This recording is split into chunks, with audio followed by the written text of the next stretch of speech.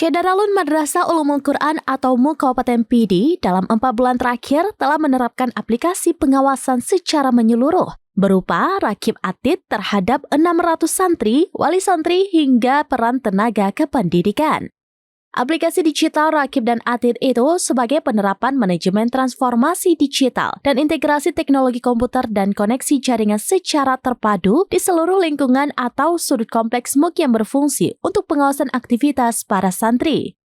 Baik berupa peningkatan prestasi belajar seperti setoran hafalan, nilai mata pelajaran pendidikan, pembayaran SPP, serta rekaman jejak moral baik dan buruk selama menempuh pendidikan.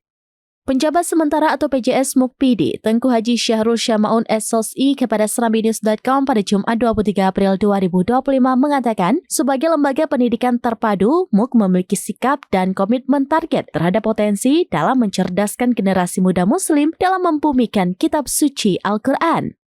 Menurut Hafiz, 30 juz ini lewat aplikasi dimaksud pihak manajemen MUQ mendapatkan hal yang tergolong membantu dalam melakukan tindakan dalam memberikan sebuah keputusan terhadap peserta didik.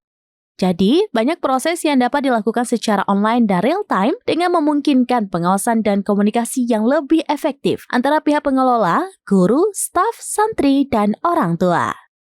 Dari PD, Idris Ismail, serambinews.com.